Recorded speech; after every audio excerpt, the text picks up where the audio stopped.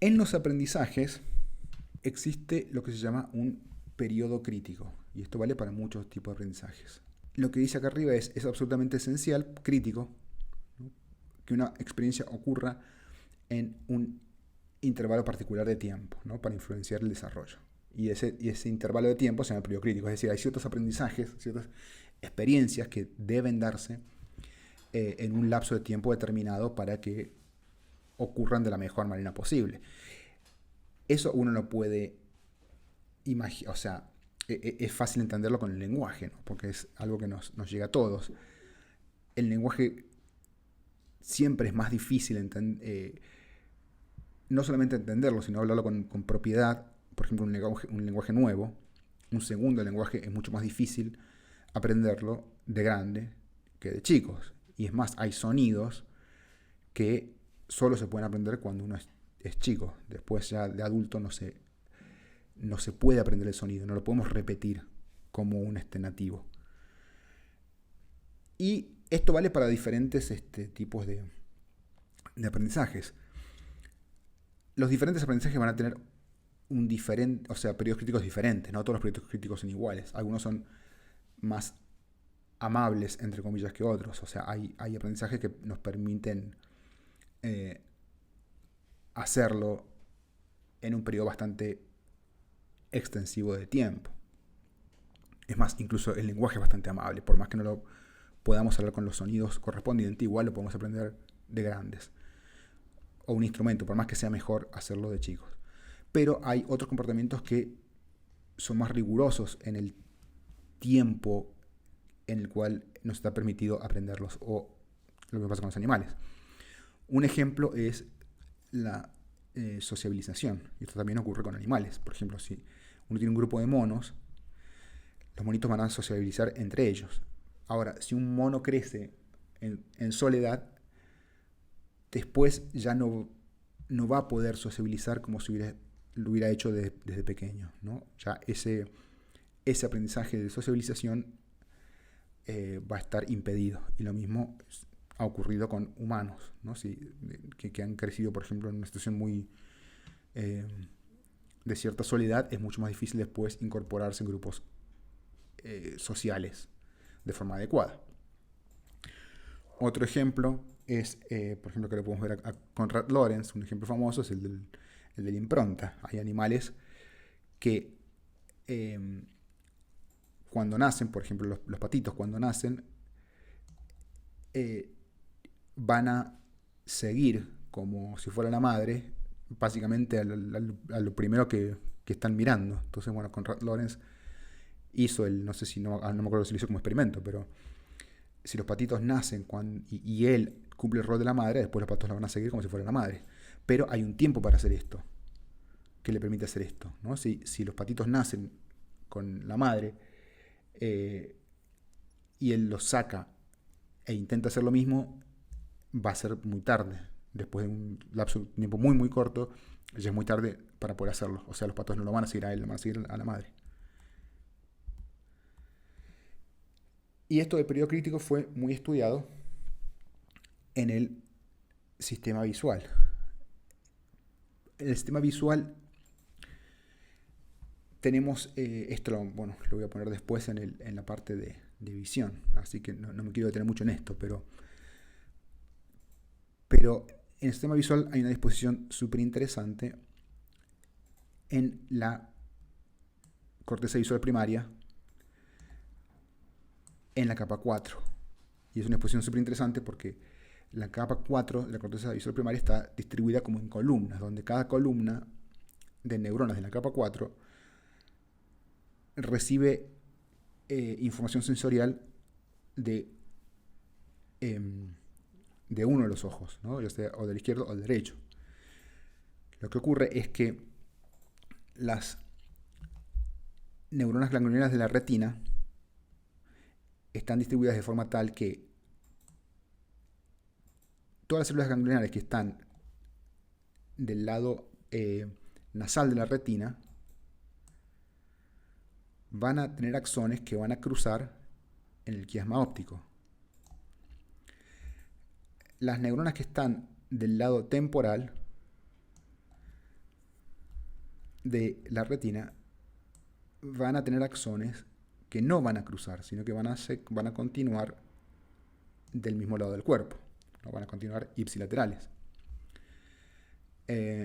Entonces, del lado temporal tenemos axones que continúan de forma ipsilateral y del lado nasal axones que cruzan hacia el lado contralateral. En el tálamo hay una región que es el núcleo geniculado lateral, donde los axones de las células ganglionares hacen sinapsis. Lo interesante es que en el tálamo ya hay capas que organizan la disposición de esta sinapsis, y ciertas capas van a recibir sinapsis solamente de los axones ipsilaterales y otras capas van a recibir sinapsis de los contralaterales. Si recuerdan que los axones que continúan de forma ipsilateral son los que vienen de la retina temporal, ¿no? Es decir, en este caso, por ejemplo, el ojo izquierdo. Los que vienen del contralateral van a ser los axones que vienen del otro ojo, en este ejemplo, del ojo derecho. Entonces, eso se puede traducir como que hay capas que reciben axones solamente de uno de los ojos. Desde el lado derecho del cerebro, los axones que van a ser ipsilaterales ahora van a ser los que vienen del lado temporal del ojo derecho. Pero bueno, continuando con este ejemplo de este lado del mundo. Sí, ya tenemos acá una distribución, ¿no? Entonces, ciertas capas del núcleo geniculado lateral del tálamo van a recibir axones que vienen de un ojo y otras capas axones que vienen del otro ojo. Estas neuronas que reciben esa sinapsis, a su vez, envían axones a la corteza visual primaria. Y en la corteza visual primaria, en la capa 4, continúa este ordenamiento entre ojo izquierdo y ojo derecho. Es decir, todos los axones que vienen de una capa del tálamo, por lo tanto vienen de uno de los ojos, ya sea el izquierdo o el derecho, solamente de uno, van a hacer sinapsis en una capa, en una columna, son llamadas columnas, de la capa 4 de la corteza visual primaria. Y la capa siguiente va a contener a los axones que vienen del tálamo de una capa que le pertenece al otro ojo, ¿no? Entonces vamos a tener una columna, pero no capa, para no confundir. Pero vamos a tener una columna que va a venir del ojo derecho, otra columna que va a provenir del ojo izquierdo. La siguiente columna va a provenir del ojo derecho, la siguiente columna del ojo izquierdo y así. Esto solo ocurre en la capa 4.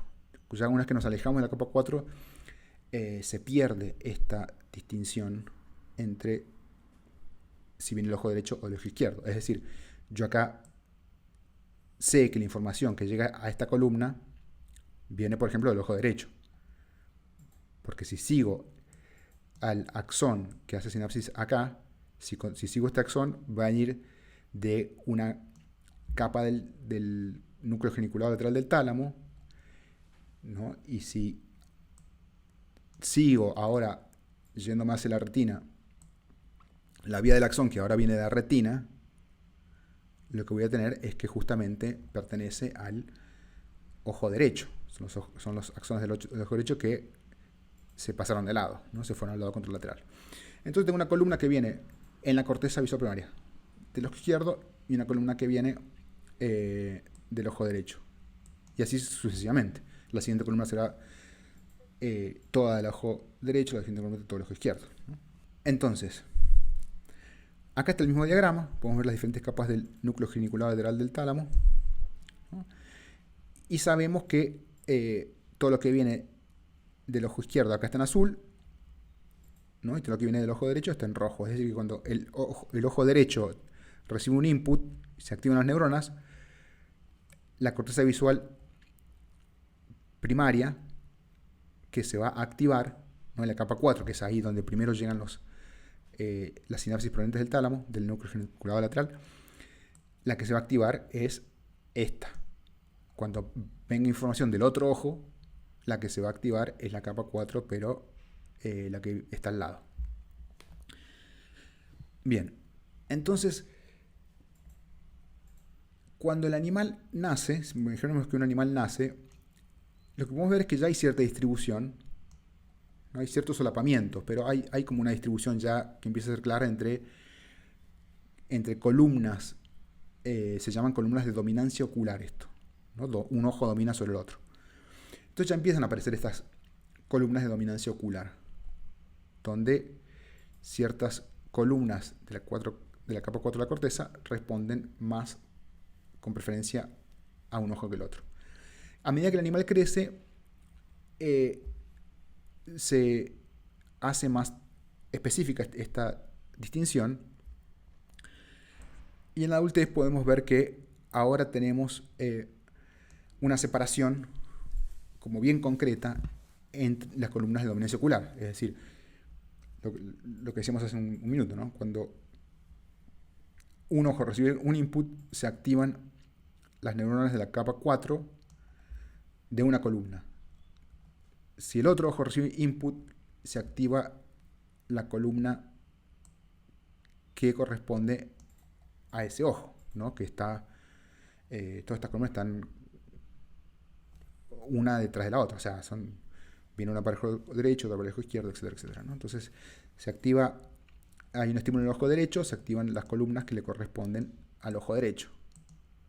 Si se activa si hay un estímulo en el ojo izquierdo, se activan columnas en la capa visual 4 que corresponden al ojo izquierdo. No están mezcladas.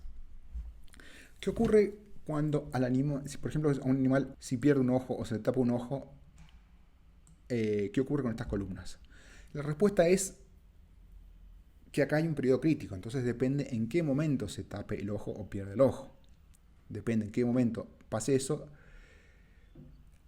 va a ocurrir algo diferente. Entonces, fíjense qué ocurre cuando a un animal se le tapa el ojo durante el nacimiento. Si se tapa el ojo durante el nacimiento, pasa lo que vimos antes. Hay una reorganización, en este caso muy potente, de las columnas, de forma tal que ahora esa capa que era usada, ¿no? esa columna de dominancia ocular que era usada por el otro ojo, por ejemplo, en este caso el que se cierra es el ojo izquierdo, ¿no? El ojo derecho sigue abierto. La capa que correspondía al ojo izquierdo, que es el que está cerrado, va a dejar de recibir actividad, ¿no? El ojo izquierdo, al estar cerrado, ya no envía más actividad al tálamo y por tanto el tálamo ya no envía más actividad a la corteza. Pero de nuevo, no ocurre que ahora esa sección de la corteza se deja de usar y chao porque no recibe información, sino que, como lo vimos antes, ahora hay hay una ramificación en los axones y por lo tanto los que vienen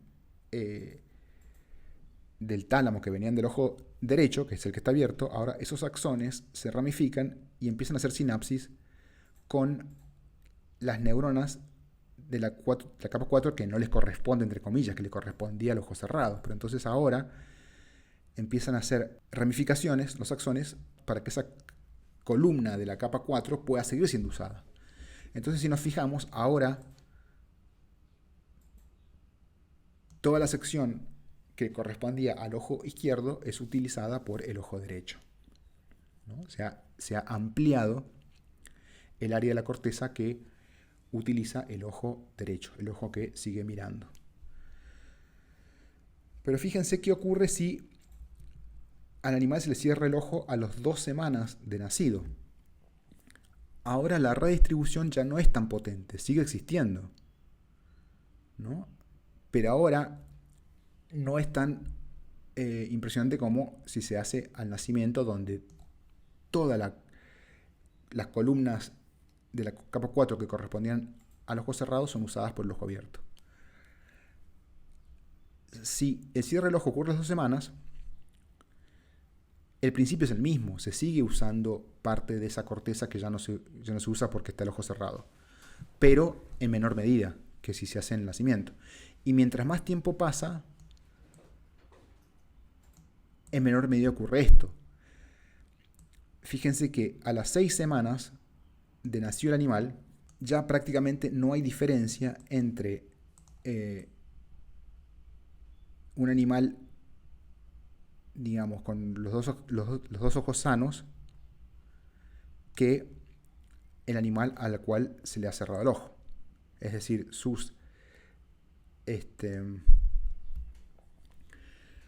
las columnas ya no se modifican, ¿no? O prácticamente no se modifican un poquito, creo, pero es mucho menor a medida que el animal se hace más adulto. Hay menos cambios, menos plástico es el sistema. Y esto, bueno, para esto yo había hecho también un ejemplo acá. A ver si lo podemos ver acá. Entonces, bueno, espero que ayude el ejemplo, es medio confuso, pero básicamente yo acá tengo las células ganglionares que corresponden, por ejemplo, a la retina derecha, y acá tengo las células ganglionares que responden a la retina izquierda. Entonces, como pueden ver, las células ganglionares que están cerca de la nariz, o sea, la retina nasal, ¿no?, va a cruzar el quiasma óptico, va a cruzar hacia el lado contralateral del cuerpo, mientras que las neuronas que están del lado ipsilateral, del lado temporal, van a permanecer ipsilaterales. Eso es decir, todas van a hacer sinapsis en el tálamo. Recuerden que acá en el tálamo ya hay una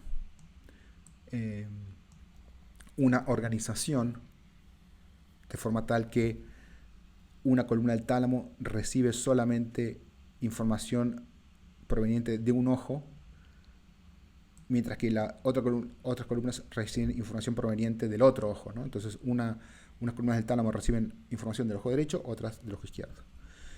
Y estas van a hacer sinapsis en las neuronas de la capa 4 de la corteza visual primaria, ¿no?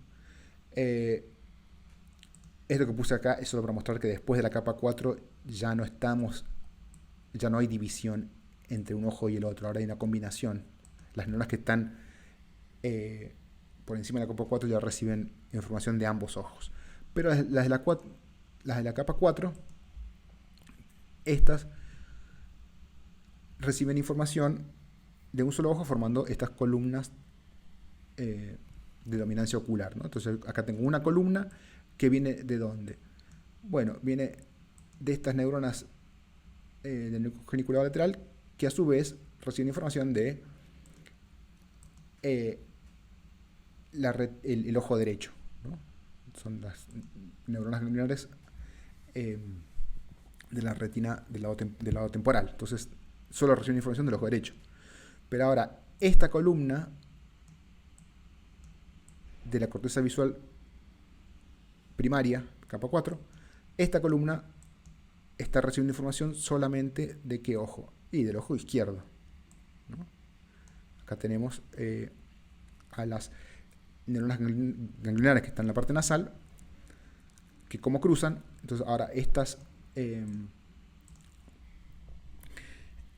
neuronas de la capa visual 4 van a recibir información solamente del ojo izquierdo.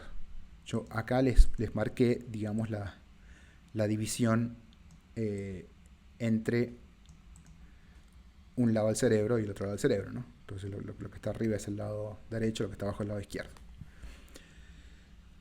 Entonces, básicamente, de nuevo, lo que dijimos es que si tengo una situación, por ejemplo, por la cual este ojo, imaginémonos que el ojo izquierdo, como en el ejemplo, ya no tiene más input, ¿no? Se pierde el input.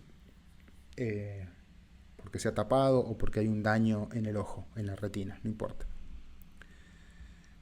Entonces fíjense que estas neuronas ya no disparan más, ya no reciben información, ¿no? como vimos, lo que ocurre es que ahora, si esto sucede en una etapa temprana, o sea, al nacimiento o a los pocos días, estas neuronas aledañas ahora pueden empezar a ramificar sus axones y activar, como ven acá, a las neuronas de la capa visual 4, ¿no? Entonces yo pongo algo para detectar actividad. Pueden ver que ahora estas neuronas de la capa visual 4 están, ahora lo aceleré, están siendo activadas. ¿Por qué? Porque se han ramificado estos axones, ¿no? Que pertenecían a... son axones que pertenecen a neuronas que están en el núcleo geniculado lateral, que responden al ojo izquierdo. Al ojo derecho, perdón. Al ojo derecho, ¿no? Ahora, si esta pérdida del ojo izquierdo ocurre muy tarde o en la adultez, estos axones no se van a ramificar, ya no tienen esa plasticidad. Por lo tanto, puede ocurrir que esta capa ya no reciba no reciba actividad de ningún lado, básicamente, ¿sí? Entonces, ese es el concepto del periodo crítico. Hay un método de microscopía que se ha desarrollado hace relativamente poco, que permite penetrar 1 o 2 milímetros en el tejido nervioso, y esto hace que lo podamos usar en el animal vivo, ¿no? Entonces es muy potente. Si uno usa esta técnica en un animal vivo, por ejemplo, en este caso tienen un mono que tiene una lesión en ambas retinas, pero focales, ¿no? O sea, no es que está todo el ojo está mal, sino que es una lesión en un punto muy determinado de la retina. Lo que ocurre es que antes de la lesión uno puede ver, en este caso, acá estoy viendo, por ejemplo, los axones. Entonces, 7 días antes de la lesión, estoy viendo los axones de la corteza capa visual 1.